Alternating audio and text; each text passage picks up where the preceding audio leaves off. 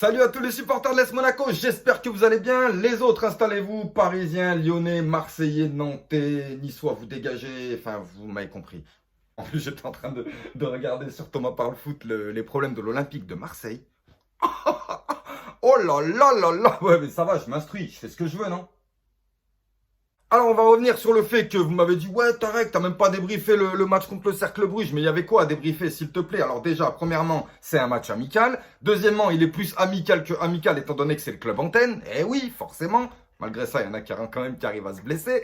Mais en tout cas, voilà, le match, en fait, il compte pas. Si tu regardes bien, il compte pas. Parce que c'était Moreno qui était à la tête de l'équipe. Alors moi le premier, hein, pendant que je regardais le match, on entendait Moreno qui donnait des consignes, tout ça. J'étais en train de me dire, voilà, Moreno, il est en train de vraiment de voir les choses. Enfin, il va pouvoir commencer sa saison de A jusqu'à Z et pas de M à Z. Et en fait, personne ne le savait encore à ce moment-là, mais son cul était dans le premier avion pour le New Jersey. Alors, ça a surpris tout le monde, hein. Moi, je me suis pris une barrière de sécurité quand j'ai entendu ça à la radio. Yayoux, Attendez, c'est quoi le délire là? Mais j'espère que c'est une blague là. Moreno s'est fait virer. il y a même Corentin Bégier qui s'est fait une petite touche d'humour, histoire de... Bonjour, je suis Robert Moreno et voici mon histoire.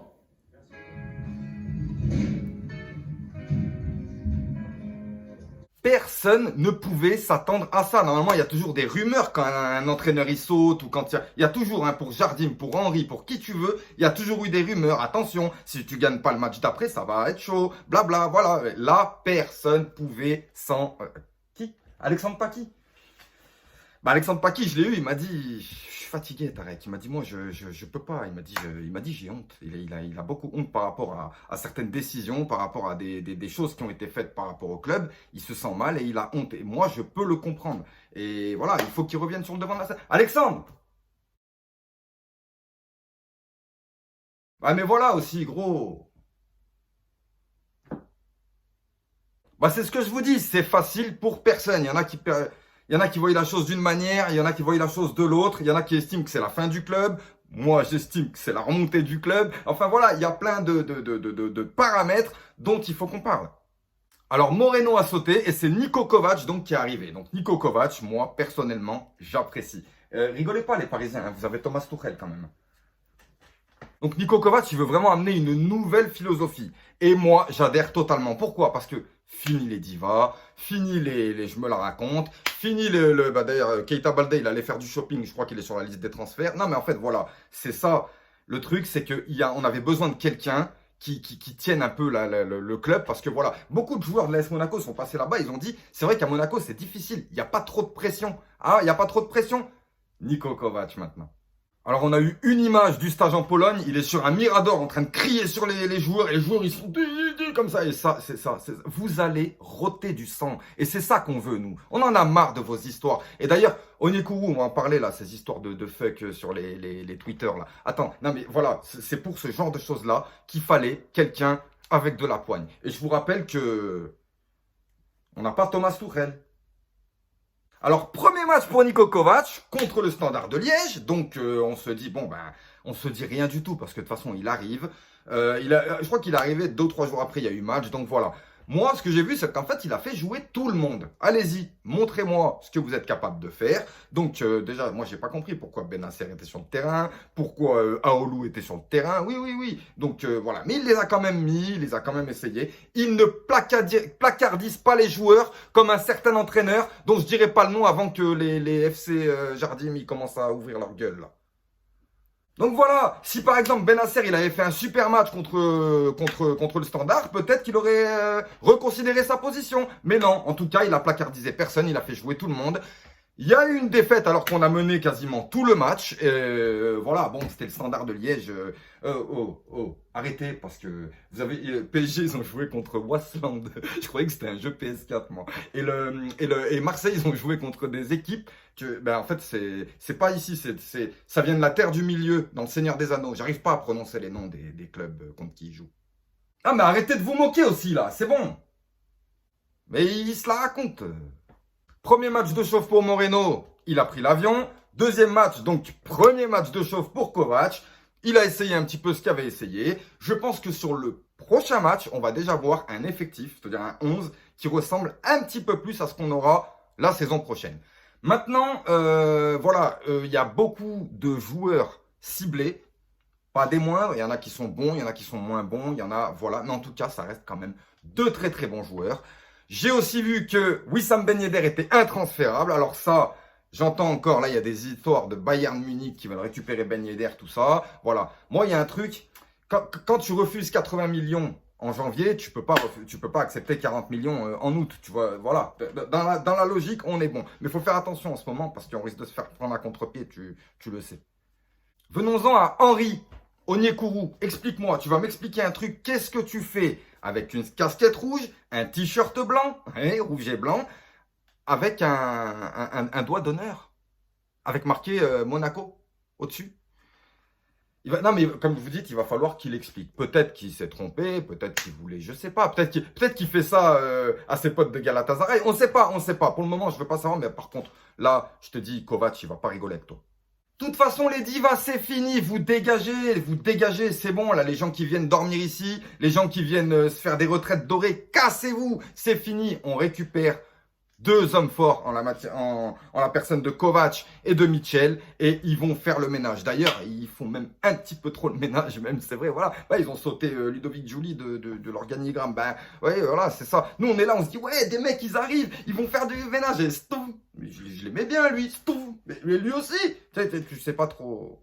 Donc voilà, on a bien compris que ces deux personnes-là ne sont pas là pour faire des affinités. Ils en ont rien à cirer, en fait. Voilà, ils sont là pour faire remonter un club. Voilà. Qu'est-ce que c'est que cette... Et de toute façon, c'est notre rôle à tous de faire remonter ce club. D'ailleurs, je vous propose tout de suite, là, à tous ceux qui m'écoutent, allez vous abonner aux poteaux. Les Alexandre Paqui, les Yayoux, les Corentin Bégière. C'est important. Je vous rappelle que dans Association Sportive de Monaco, il y a association. Donc, associez-vous, même si j'en ai rien à cirer de ta vie. Non, moi, désabonne-toi si tu veux, je m'en fous. Mais va et aide un peu les personnes autour parce que oubliez pas que c'est des fans qui bossent pour des fans et vous avez un clic ou deux pour montrer votre soutien et votre truc à faire. Donc ça, tu me saoules pas, coupe ma vidéo et vas-y là.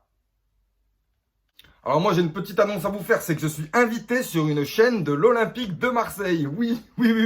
Ouais, non, je vais y aller quand même. Pour information, je suis invité le 18 août à 21h sur une chaîne de l'Olympique de Marseille. Donc voilà, ils ont demandé à ce que je vienne les voir et ce sera le 18 août, un peu avant le début de la saison, pour qu'on puisse discuter un peu des effectifs de la Ligue 1, de ce qu'on attend de nos clubs respectifs. Et voilà, je crois que je serai le seul monégasque au milieu, mais moi j'ai pas peur, moi vous savez très bien, en plus je vais y aller avec des munitions et vous serez avec moi, donc il n'y a pas de souci. Le 18 août sur la chaîne l'OM c'est nous. L'OM c'est nous. Voilà, pas eux, pas l'autre, c'est nous. Mais pas nous, pas moi, mais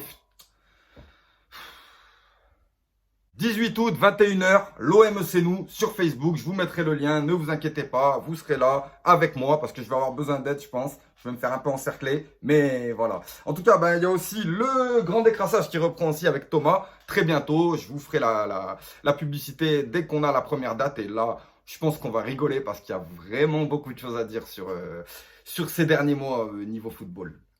Alors, il y a également Franck Simoneau, un supporter de l'AS Monaco, qui a ouvert un petit truc sur Facebook. Ça s'appelle ASM FC News.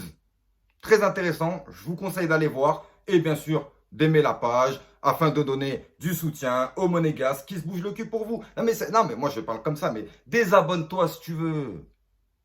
Donc voilà, pour les recrues, encore une fois, j'ai pas trop envie d'en parler, hein, même si on entend parler de Jovic, on entend parler de Simakan, on entend parler de Dizazi, on entend parler de beaucoup de monde. Mais moi, ce que j'aime, c'est quand je vois le mec avec le maillot et en train de serrer la main au président. Moi, c'est ça qui m'intéresse. Le reste, franchement, même la visite médicale, je me méfie maintenant.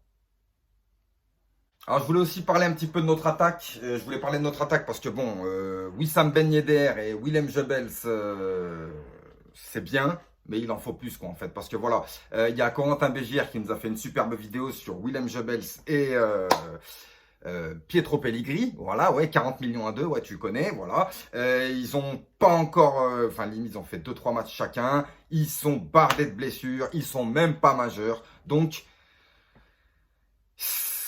J'ai envie d'y croire. Mais le problème, c'est que maintenant, ça fait 1 an. Ça fait 3 ans que je suis en club, mais ça fait 1 an que j'y crois plus du tout. Et là, même si demain, Pietro Pellegrini ou William Goebbels, ils commencent à planter des buts et faire tout ce que tu veux, ben, je me dis qu'à n'importe quel moment, ça peut craquer. Donc, on peut pas partir en guerre avec ça.